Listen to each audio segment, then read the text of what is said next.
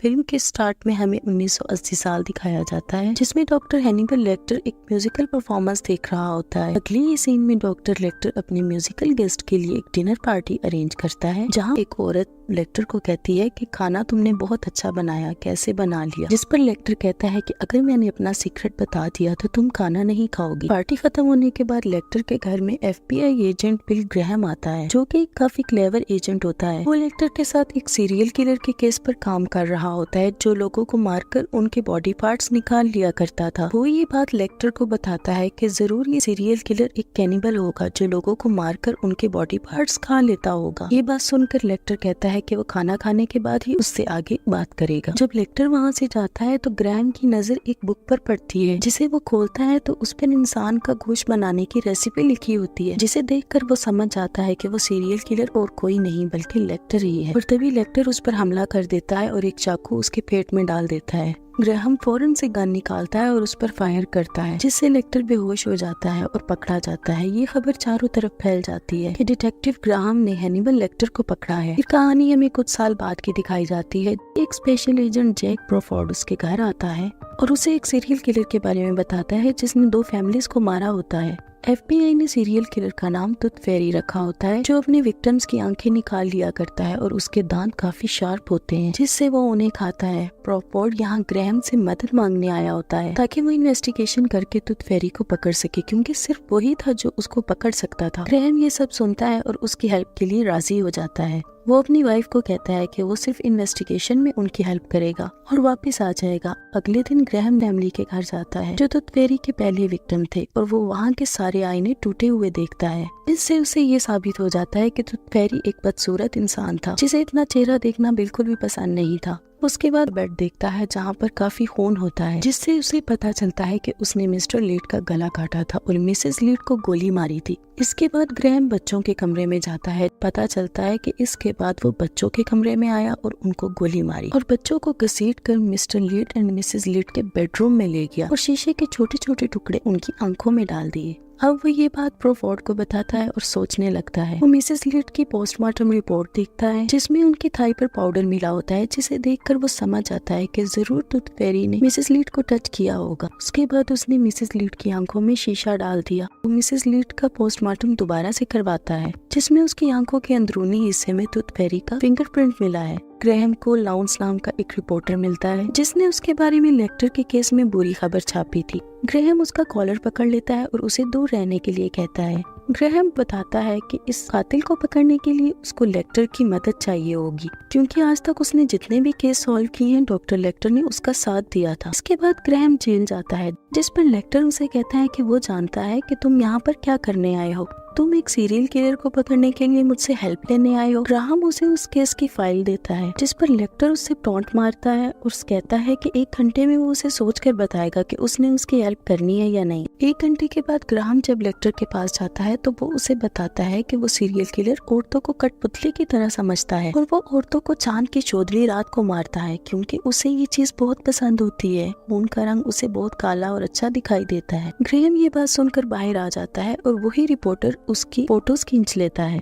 और न्यूज़पेपर में छाप देता है कि ग्रैहम अब वापिस आ चुका है और लेक्टर की मदद से वो टूथ फेरी को पकड़कर ही रहेगा। अगले ही दिन ग्रैहम फिर से लीड्स के घर जाता है, जहाँ पर उसे एक फैमिली वीडियो टेप मिलती है और वो उसे देखता है। और उसके बाद वो टूथ फेरी के दूसरे विक्टिम जैकोबिस के घर जाता है, जहाँ तलाशी लेते हुए वो उनके घर के बाहर एक दरख्त पर ये निशान पाता है। फिर हमें टूथ फेरी दिखाया जाता है, जो अपने बहुत ही बड़े घर में रहता है। वो अपने चेहरे पर मास्क लगा कर रखता है। टूथ फेरी का असली नाम फ्रांसिस होता है और वो अपने लॉकर से एक बहुत बड़ी सी किताब निकालता है, जिस पर पहले पेज पर लिखा होता है रेड ड्रैगन। वो बुक उसकी डायरी होती है, जिसमें उसने अपने बचपन से लेके मर्डर तक सब कुछ लिखा होता है। बचपन में उसकी दादी उसे बहुत डांटा करती थी, क्योंकि उसका चेहरा बहुत ही बदसूरत था और अब उसने काफी प्लास्टिक सर्जरीज करवा ली थी, जिससे वो काफी बेहतर दिखने लगा था। वो उस डायरी में ग्राहम की छपी खबर चिपकाता है और उसे पता चल गया होता है कि ग्रैहम इस केस में डॉक्टर लेक्टर के साथ काम कर रहा है। अगले ही दिन ग्राहम लेक्टर के पास जाता है और उसे वो साइन दिखाता है, जो जैकोबिस के घर के बाहर एक दरख्त पर उसे नजर आया था। इस पर डॉक्टर लेक्टर एक फ्रेज बोलता है कि जो लोग दुनिया को समझ नहीं पाते उनको ही लोग इस्तेमाल करते हैं। डॉक्टर लेक्टर उसको ये भी बताता है कि वो कातिल अपने काम में काफी महारत हासिल करना चाहता है। लड़कियों को मारता है, जिससे उसे लगता है कि वो रेड ड्रैगन बन जाएगा।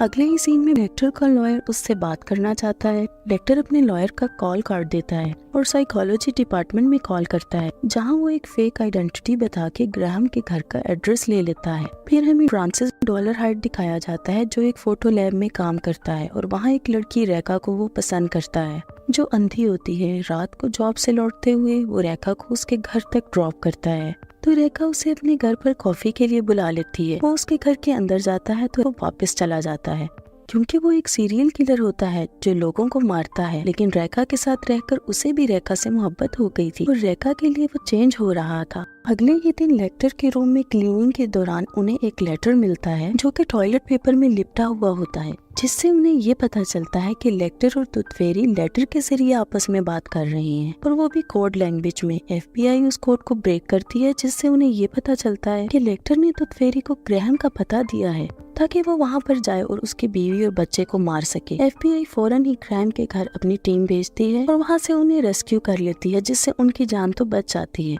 और उन्हें एक सीक्रेट प्लेस पर रखा जाता है जहाँ वो बिल्कुल सेफ होते हैं। अगले ही दिन FBI लाउंस को गिरफ्तार करती है। ग्रैहम लाउंस को एक ऑफर देता है कि अगर वो टूथ फेरी के बारे में एक बुरी खबर छापेगा तो वो उसे जाने देंगे। उसे टूथ फेरी के बारे में बुरे लफ्ज बोलने को कहता है। अगले ही दिन न्यूज़पेपर में ये खबर देखने के बाद फ्रांसिस डॉलरहाइट बहुत गुस्सा हो जाता है और वो लाउंस को किडनैप कर लेता है। वो लाउंस को अपने घर ले आता है और उसको काफी डराता है। उसको वो अपनी बॉडी पर बना हुआ रेड ड्रैगन का एक टैटू दिखाता है और उसे बताता है कि वो एक रेड ड्रैगन है। और उसके बाद वो उसे अपने विक्टिम्स की फोटो दिखाता है और उसे बताता है कि वो इसका भी यही हाल करेगा। लाउंस उससे माफी मांग रहा होता है तो वो अपने शार्प दांतों से उसका मुंह काट कर खा जाता है और उसकी बॉडी को व्हील चेयर समेत जलाकर रोड पर फेंक देता है।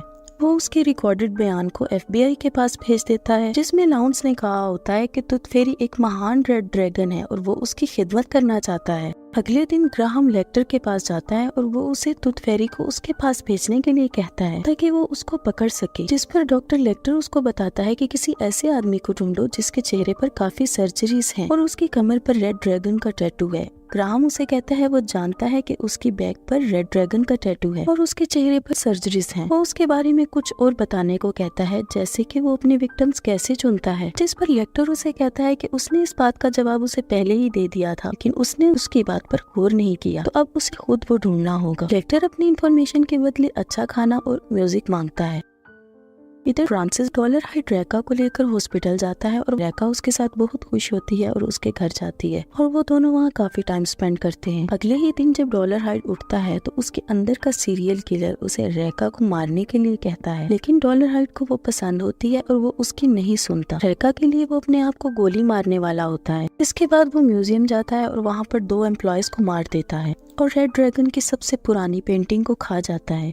वो ये सब इसलिए करता है क्योंकि वो रेखा के साथ रहना चाहता है। सिर्फ रेखा ही थी जो उसको समझती थी और उससे प्यार करती थी, इसीलिए वो अपने अंदर के सीरियल किलर रेड ड्रैगन को मारना चाहता है ताकि वो रेखा के साथ रह सके। इधर ग्रैहम को पता चलता है कि उन दोनों फैमिलीज की फैमिली वीडियोस एक ही स्टूडियो में बनाई गई थी। लेक्टर अपनी इन्फॉर्मेशन के बदले अच्छा म्यूजिक एंजॉय कर रहा होता है। ग्रैहम उस स्टूडियो में जाता है जहाँ उसे पता चलता है कि फ्रांसिस डॉलरहाइट टूथ फेरी है और वहाँ से वो उसका एड्रेस भी ले लेता है और अपनी टीम के साथ उसके घर जाने की तैयारी करता है। डॉलरहाइट ने ग्रैहम को अपने स्टूडियो में देख लिया होता है और वो रेखा के पास जाता है, जहाँ वो देखता है कि रेखा अपने मेल फ्रेंड के साथ बात कर रही होती है। वो मेल फ्रेंड जैसे ही उसके घर से बाहर आता है, डॉलरहाइट उसके पेट में चाकू मार देता है और उसे मार डालता है। उसके बाद वो रेखा को क्लोरोफॉर्म से बेहोश कर देता है। वो पूरे घर में पेट्रोल गिरा देता है और आग लगा देता है। वो रेखा को कहता है कि वो उसे नहीं मार सकता क्योंकि वो अब भी उससे प्यार करता है, और ये कहकर वो शॉटगन चलाता है, जिसकी आवाज से रेखा डर जाती है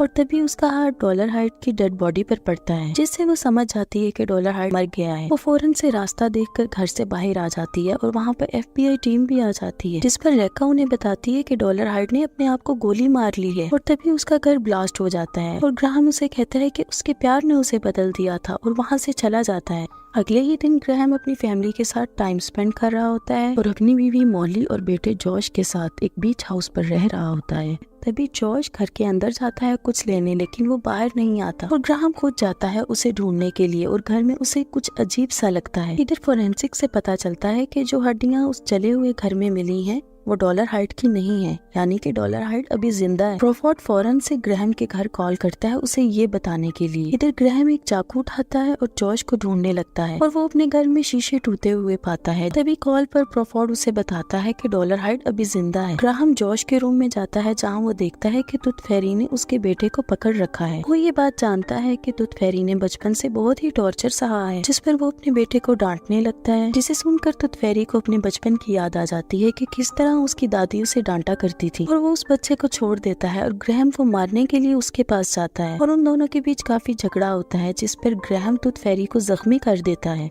और जॉश को लेकर एक दूसरे रूम में चला जाता है। तभी मॉली उन्हें ढूंढते हुए घर में आती है और टूथ फेरी उस पर गन पॉइंट करता है। तभी ग्रैहम मॉली को नीचे झुकने के लिए कहता है और वो दोनों आमने सामने हो जाते हैं और गोलियां चलाने लगते हैं, जिस पर दोनों को गोली लग जाती है और जख्मी हो जाते हैं। ग्रैहम मॉली को गन देता है और कहता है कि टूथ फेरी को मार दो। मॉली वो गन लेती है और टूथ फेरी के माथे पर शूट करती है, जिससे वो मर जाता है। इस हादसे के बाद ग्रैहम FBI से फुल रिटायरमेंट ले लेता है और अपनी फैमिली के साथ कहीं और रहने के लिए चला जाता है। डॉक्टर लेक्टर उसे एक लेटर भेजता है जिसमें उसने लिखा होता है कि वो उसे कभी ना भूले, क्योंकि उसने उसकी हेल्प की है केस सॉल्व करवाने में। जिस पर ग्रैहम ये लेटर पढ़कर समझ आता है कि जरूर लेक्टर ने टूथ फेरी को ये सब करने पर मजबूर किया होगा ताकि वो ग्रैहम की बीवी और बच्चे को मार डाले और लेक्टर ग्राहम से अपना बदला ले सके। ग्राहम जैसे ही वो लेटर पढ़ता है उसको फाड़ कर फेंक देता है। इसी के साथ कहानी एंड हो जाती है। Thank you for watching.